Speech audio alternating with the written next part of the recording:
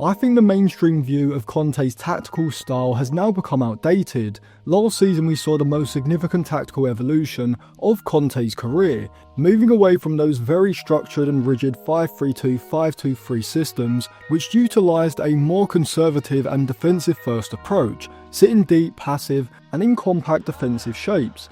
as well as primarily using the ball progression strategy of quick transitional attacks, utilising athletic wingbacks, direct passes and long switches of play, in favour of a tactical approach which is more aligned with the current tactical meta, prioritising high tempo, vertical passing sequences through the centre of the pitch, rather than down the channels, recognising they could get the best out of both Lukaku and McTominay by having players around them in close proximity in advanced central areas, whilst also switching up how each side would look to create chances in the final third, being less dependent on aerial crosses into the box, and now utilising cutbacks to the edge and to the penalty spot significantly more. I won't go into the tactical analysis in too much detail in this video, as I'll analyse how he's evolved tactically and how he could set up United in a future episode, but if you do want to see an older analysis you can check out this video from the start of the summer. But as I've just alluded to, one of the primary reasons why I rate Conte so highly and why I think he'd be perfect for the Manchester United job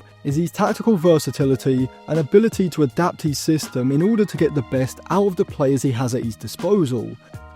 Well, before I get into that, if you want to check out any cheap, good quality football jerseys, go over to okjersey.com. They've got the new Manchester United releases for the upcoming season, with OK Jersey also allowing you to pick up high quality football shirts from just £15, plus free shipping across Europe for all orders over £45. They sent me over these new release alternative Manchester United jerseys from this season, as well as a long sleeved retro home shirt from the 92-93 season, with Cantona 7 on the back, alongside this Nuno Gomez Benfica shirt from the 97-98 season as well. If you use code ALANTIS at checkout you'll get a discount, so I'll leave it linked in the description and in the comments section below.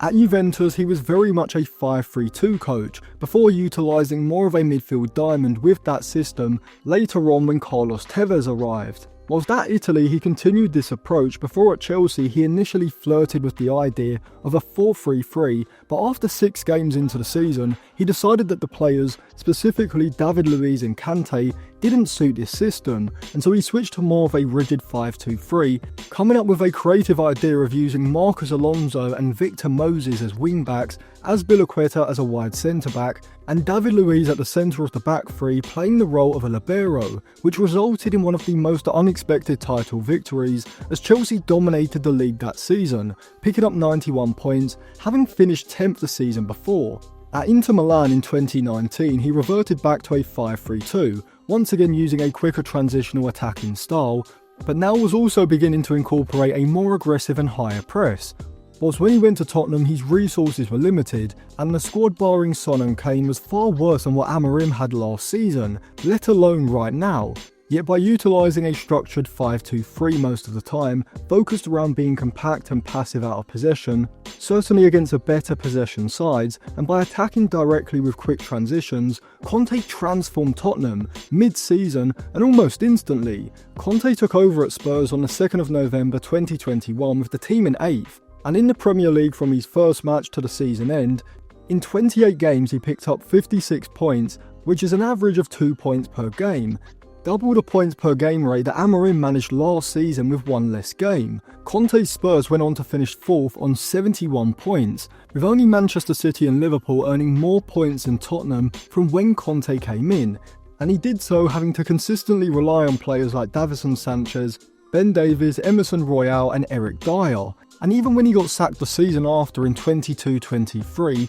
he left Tottenham in 4th place after 28 games with 49 points, averaging 1.75 points per game, and after Conte left, they went on to finish 8th, and that is what people regard as his biggest disappointment. Last season at Napoli he took over after a chaotic season, which saw them have 3 managers in 23-24 and finished 10th, before losing their two best players, Victor Osimhen that summer and Kvaratskhelia in January, but he still went on to win the title, just the second time that Napoli had done so in 25 years, doing so with Manchester United's so-called flops, McTominay and Lukaku as his key players. Even with Italy at Euro 2016, despite going out to Germany on penalties in the quarter-finals, they were one of the most impressive teams at the tournament, beating Belgium and Sweden to top their group and then knocking out Spain in the round of 16. And when you look at the quality of players that he was working with, it seems even more impressive. Just like he did with Victor Moses at Chelsea, Conte converted Andrea Candreva from a winger to a right wing back,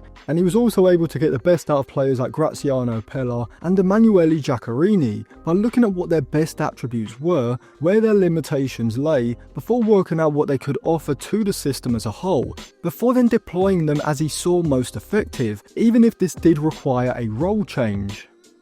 Whilst Lukaku struggled at Manchester United and Chelsea under Mourinho and Tuchel, Conte has been able to win 2 Scudetto titles with him at 2 different clubs in 2 different systems using 2 very different styles of possession play. McTominay has to be the best recent example, going from not even being good enough for 8th place Manchester United to being nominated for the Ballon d'Or. But then you've also got Victor Moses, Azpilicueta, Marcos Alonso, and of course David Luiz at Chelsea, all of whom were at their peak when they were playing under Conte. Brozovic at Inter Milan was converted from more of an advanced playmaker to more of a regista, operating as a deep single pivot in a midfield 3 in a 5-3-2. Matteo Darmian was forgettable at United, but under Conte for Italy and then Inter, as a wingback from either side, he's proven to be a highly reliable player in 2 of Conte's systems over the years.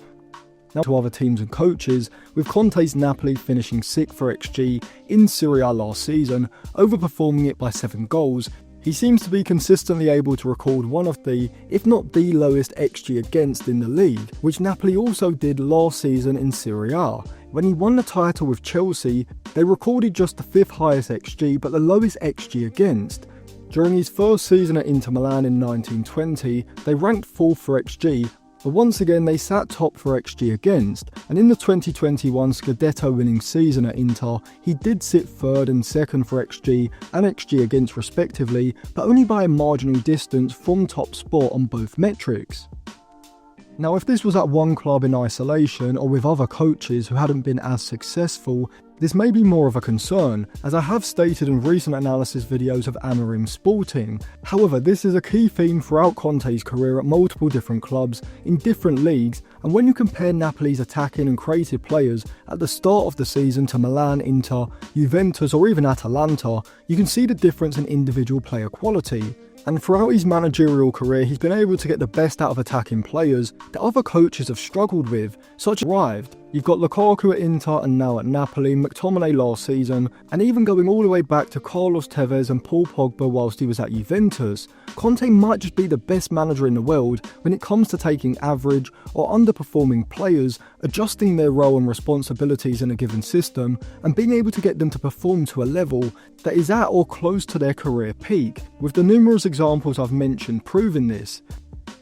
Whilst Ten Hag and Amorim have reduced individual players' performance levels, Conte would most likely do the opposite. Ugarte, Mainu, Dalot, Mazraoui, Mount, Bruno, Ahmad, Dorgu, Shaw and De Ligt are all players who I could see improving significantly under Conte, and if you look at a lot of the Manchester United squad at their peak performance level over recent seasons, I don't know how you can't say we don't have a pretty good squad. The fundamental reasons for why I think Conte is perfect for Manchester United next season, regardless of where we finish, are firstly that he has a proven track record of taking underperforming sides and even underperforming players, and with only a few key signings and some initial tactical experimentation, is able to find a system that gets the best out of the set of players that he has, and within a short period of time is able to get them performing at peak level, individually and as a team, which usually results in challenging and winning titles. Secondly, his tactical acumen and versatility allows him to constantly evolve his systems,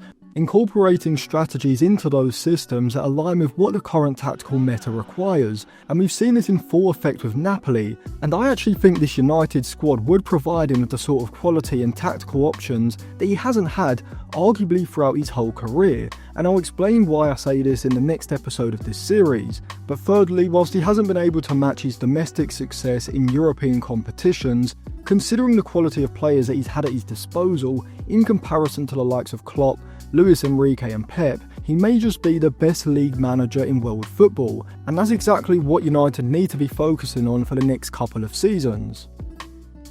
So let me know, would you take Antonio Conte for next season? And if you do want to check out any cheap, good quality football jerseys, go over to okjersey.com. You can use code ATLANTIS at checkout for a discount. I'll leave it linked in the description and in the comment section below. And if you do want to sign up to my Patreon, I'll leave it linked on the end screen now as well.